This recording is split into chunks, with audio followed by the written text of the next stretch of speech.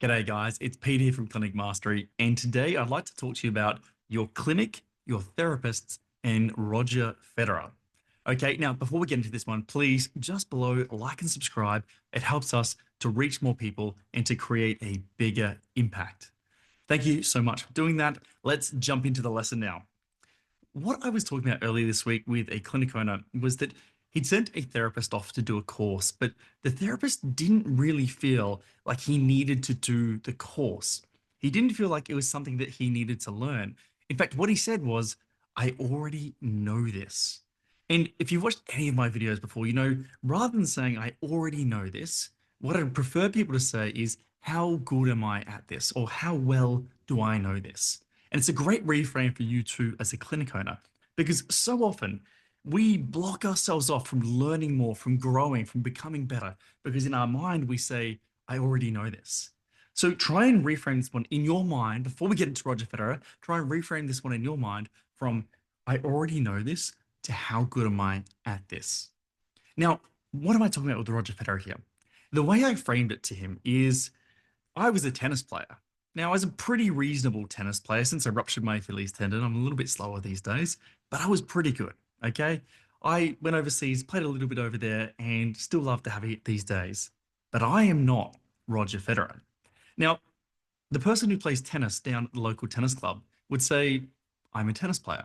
The person who plays at high recreational level will also say, I am a tennis player, right? I play tennis. Someone who plays on the challenger circuit, so they're getting better, right? They'd say, I'm a tennis player. Someone who's top 200 in the world, top 100 in the world, they would also say, I am a tennis player. And then you have Roger Federer, who also says, or did say before he retired, well, sad reacts only, I am a tennis player. Now, for those that don't know, Roger Federer is the greatest tennis player of all time. Some people do think that Novak Djokovic is the greatest tennis player of all time. Unfortunately, they're wrong. It's okay to be wrong, guys. I'm not biased at all, but I love Roger. Anyway, so the reason I'm telling you this story, right, is because when you, like, if you had to play a tennis match to win $1 million or to win $10 million or to save your life, right, whatever it may be, big stakes, and you get told it's going to be a doubles match and you get to pick someone to play with you. There's lots of tennis players in the world, but I bet you're not choosing the tennis player who plays recreational tennis. You're not even picking the challenger. You're not even picking the number 10 in the world. You're picking a Roger Federer at his best or something like that. Does that make sense? And if we link that back to being a therapist, whether it's being a physiotherapist, an OT, a speechy, a chiro, an osteo, whatever it is, right? So often we are blocking ourselves from getting better and becoming exceptional because we say, I already know this. Because the same as there is in the world of tennis, the spectrum of how good people are, right? And that is a wide spectrum from here all the way up to here and everything in between, right? Your clients want to see the people who are the best. They want to work with the absolute best in the industry and they want to get the best outcomes. So rather than saying, you know, in this case, I am a physiotherapist and on the scale, I sit here. Yeah, I'm a physiotherapist. I already know how to do that. I know how to do exercise progressions. I'm great with my communication. The way I explain things and educate people is pretty damn good. Yeah. But how much better could it be? What would excellence look like? What is above excellence? What are the best in the world doing? How do they do it? That is what I'd like to drum into the younger therapists and any therapist really in today's landscape is let's not settle to be just an average therapist and just say, I already know this. Our patients expect and they deserve the best.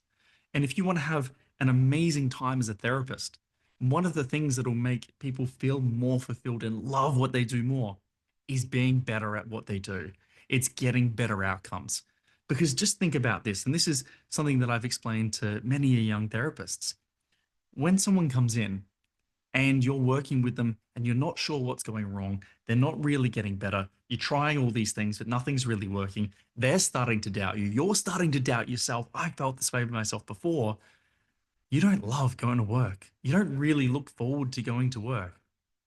It sucks a little bit and it's hard and you can be really hard on yourself. But flip that. What if everyone who comes in you're doing a fantastic job with. You're confident, you're helping them, you're seeing them get outcomes. They're coming in and instead of saying, I'm not getting better, what's wrong? They're saying, thank you, Pete. Thank you. This is getting better. I can finally do this, whatever it may be. But they're coming in and they're feeling better and they're thanking you for it. That is a more fulfilling career. That is a therapist who's going to have a high rebooking rate, low cancellations, raving fans.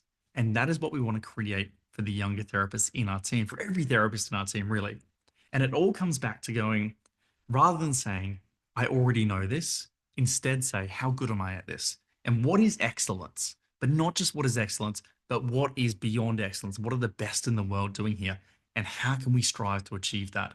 Because if we do that, every part of our role as a healthcare professional will improve. So think about that next time you're talking with your team.